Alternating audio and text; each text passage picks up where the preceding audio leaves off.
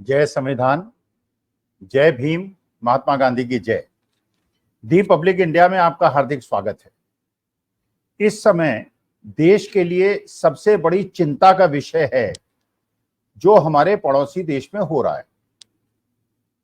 ये एक ऐसा मुद्दा है जो राष्ट्रीय मुद्दा है, जो नेशनल इंटरेस्ट का मुद्दा है और ये देश का मसला है। ये कोई राजनीतिक मसला नहीं है। ये हमारी इंटरनल पॉलिटिक्स में फायदा उठाने या नुकसान उठाने या इसका मजाक बनाने का मौका नहीं है। यह है मसला हमारे भारतवर्ष का। बांग्लादेश में जो हुआ है और उसके पहले श्रीलंका में जो हुआ था, उसके संदर्भ में आज शेख हसीना भारतवर्ष में आई और उसके बाद वो जाना चाहती हैं यूके, क्योंकि उनका बेटा वहां रहता है, उनका परिवार वहां रहता है और भारत सरकार ने उनको सुरक्षा दी। देखिए, पहले तो स्पष्ट कर दिया जाए कि आज के तारीख में, क्योंकि ये राष्ट्रीय मुद्दा है, हम लोग भारत सरकार के हर नीति, हर कदम के साथ, हम मोदी जी के और जयशंकर जी जो विदेश मंत्री हैं उनके साथ पूरी तरह से हैं। आज हम इसका कोई ऐसा विश्लेषण नहीं करेंगे जिससे लगे कि हम कोई राजनीतिक भाषा बोल रहे हैं। हम इस समय राष्ट्र हित में और भारत के हित में बात करेंगे और जो भी कदम भारत सरकार उठाएगी हम उसका साथ खड़े हैं। लेकिन हम विश्लेषण करेंगे। हम विश्लेषण ये करेंगे कि जो बांग्लादेश के अंदर ये स्थिति बनी, ये स्थिति क्यों बनी, किस वजह से बनी और भारतवर्ष इसका कैसे मुकाबला कर सके। श्रीलंका की स्थिति कुछ अलग टाइप की थी। श्रीलंका के अंदर एक व्यक्ति ने धार्मिक विद्वेष पैदा करके सिंगलीज, जो वहां 80% पॉपुलेशन है, उनको बाकी अल्पसंख्यकों के खिलाफ एकजुट करने का प्रयास किया। उसमें हिंदू थे, उसमें तमिल थे, उसमें मुसलमान थे, उसमें क्रिश्चियन थे और उसमें उन्होंने सफलता भी प्राप्त की। लेकिन बाद में कुछ ऐसे निर्णय लेने शुरू कर दिए जिससे कि देश की अर्थव्यवस्था बुरी तरह से प्रभावित हुई और उन्हें सत्ता से हटना पड़ा, देश छोड़ के भागना पड़ा। वो श्रीलंका की स्थिति थोड़ी डिफरेंट थी। बांग्लादेश की स्थिति थोड़ी डिफरेंट है। पहली बात तो यह है कि जब वेस्ट पाकिस्तान के लोग ईस्ट पाकिस्तान का दोहन करते थे, वहां पे जाके ईस्ट पाकिस्तानियों को नीचा दिखाते थे, उनका शोषण करते थे।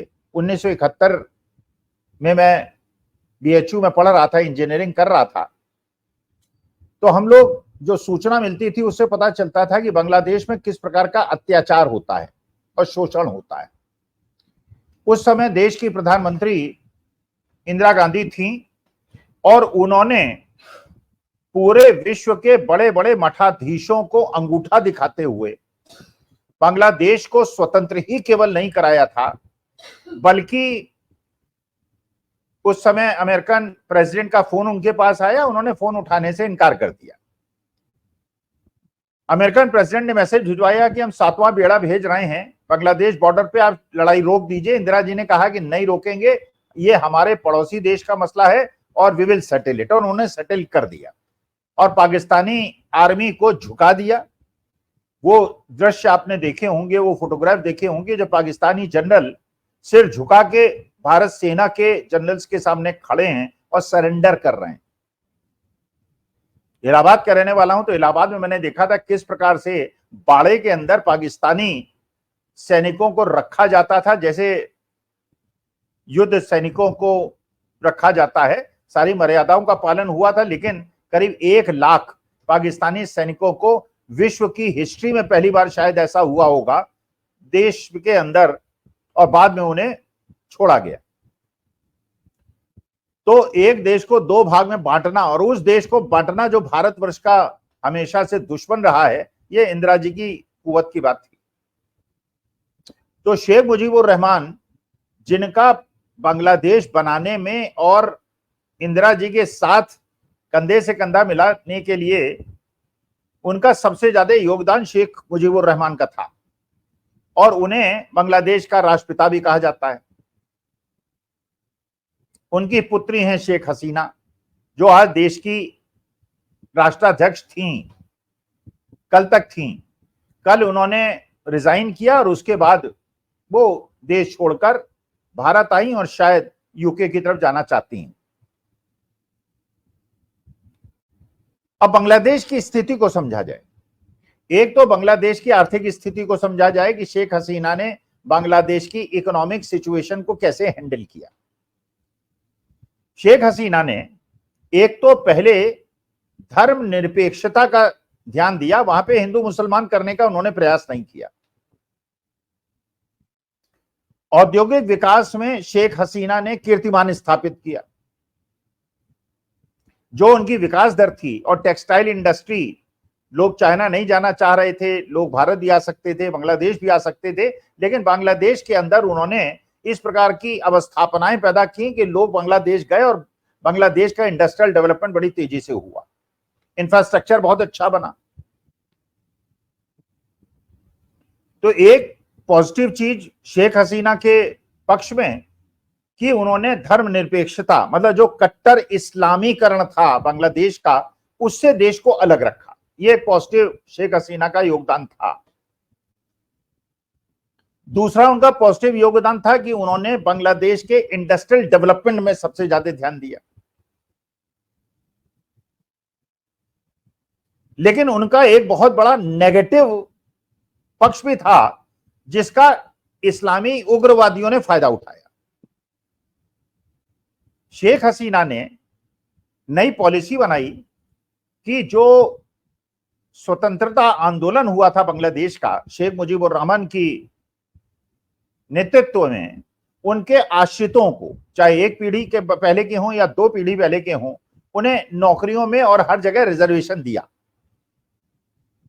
और ये ऐसा मुद्दा था जो इतना बड़ा मुद्दा नहीं था जिससे शेख हसीना पीछे नहीं हट सकती थी, लेकिन जो इस्लामी उग्रवादी थे उन्होंने इसका फायदा उठाया। अब इस्लामी उग्रवादियों ने फायदा उठाया, लोकतंत्र विरोधियों ने फायदा उठाया, हो सकता है पाकिस्तान और चीन ने भी इसका फायदा उठाया हो। और वहां पे एक आंदोलन जो एक छोटे से मुद्दे से शुरू हुआ था, इतना बड़ा आंदोलन बन गया कि पूरे बांग्लादेश के अंदर लाखों लोग सड़कों पे आ गए।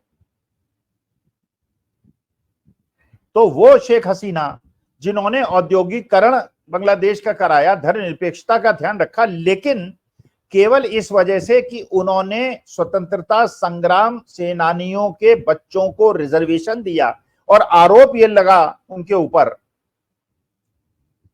कि उन्होंने अपनी पार्टी अवामी लीग के पार्टी के कार्यकर्ताओं को रिजर्वेशन एक प्रकार से दिया, और जो मैसेज चला गया पूरी सोसाइटी के अंदर कि केवल अवामी लीग की पार्टी के कार्यकर्ताओं को नौकरी और बाकी चीजें मिलेंगी, बाकी लोगों को नहीं मिलेंगी।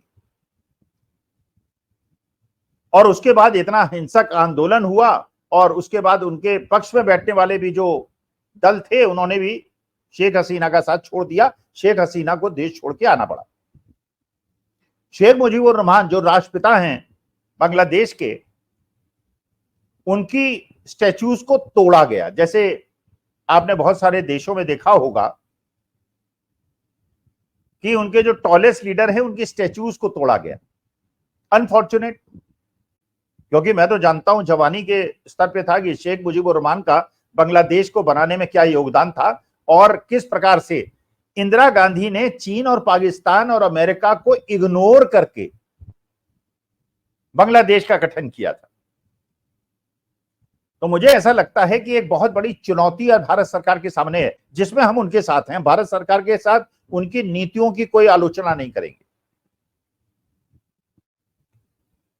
लेकिन मुझे ऐसा लगता है कि बांग्लादेश के उग्रवादियों का साथ देकर पाकिस्तान और चीन ने, जो इंदिरा गांधी ने शेख मुजीबुर रहमान के साथ जिस बांग्लादेश का निर्माण किया था, उसको ध्वस्त कर दिया। एक प्रकार से जो इस्लामी उग्रवाद था बांग्लादेश के अंदर, वो आज पनप रहा है। जैसे पाकिस्तान में इस्लामी उग्रवाद है, वैसा ही बांग्लादेश, जो बांग्लादेश अपने स्वतंत्रता के पहले था और जिस प्रकार का शोषण होता था, और यह भी हो सकता है कि जिन लोगों ने आंदोलन किया, मैं आरोप नहीं लग रहा हूं, मैं एक शंका व्यक्त कर रहा हूं, इसमें पाकिस्तानी लोगों का हाथ हो, उन्होंने सन 1971 के इंदिरा जी का जो देश को तोड़ने का प्रयास था उसका बदला ले लिया। क्योंकि चीन को और पाकिस्तान को यह चीज पसंद नहीं थी कि बांग्लादेशी एक ऐसा देश था हिंदुस्तान के पड़ोस में जो भारत का मित्र राष्ट्र भी था। शेख हसीना के शासनकाल में, क्योंकि एक भावनात्मक संबंध तो था, शेख मुजीबुर रहमान का सोनिया जी ने साथ दिया, बांग्लादेश का भारतवर्ष ने साथ दिया, धर्मनिरपेक्षता के सिद्धांतों का उन्होंने पालन किया।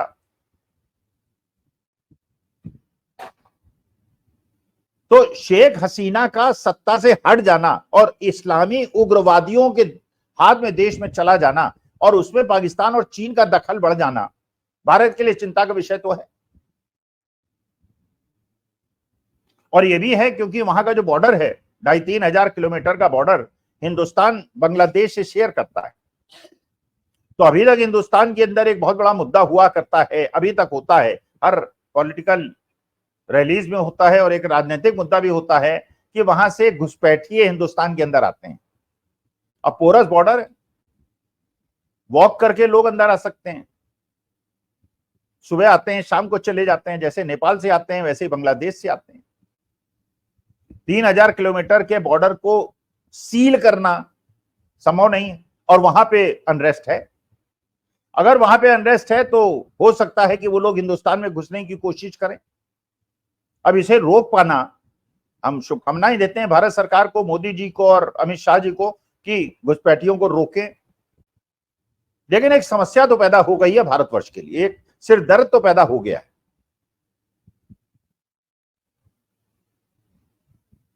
शेख हसीना की जो बिल्कुल विपक्षी हैं, जो जेल के अंदर बंद थी, बेगम खालिदा, वो जेल से छूट गई हैं और बाहर आ गई। तो एक प्रकार से एक ऐसा देश, एक तरफ पाकिस्तान आपके बैठा है दुष्ट, और दूसरी तरफ चीन बैठा हुआ है दुष्ट, और तीसरी तरफ बांग्लादेश बैठ गया है जहां पे उसी प्रकार का उग्रवाद भारतवर्ष को झेलना होगा जैसा हम पाकिस्तानी बॉर्डर पे। तो ये कुचक्र जो मुझे लगता है चीन पाकिस्तान का कुचक्र है, उससे हम शायद उसमें कहीं शेख हसीना से गड़बड़ हो गई, गलती हो गई, और शायद हमसे गलती हो गई। लेकिन चलिए, जो हो गया सो हो गया, जो हुआ सो हुआ।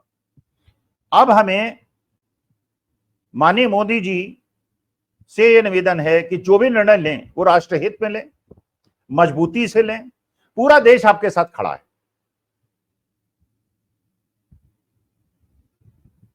लेकिन अगर पड़ोसी देश से घुसपैठिए हमारे देश के अंदर घुसते हैं तो उनको रोकने की जिम्मेदारी आपकी है,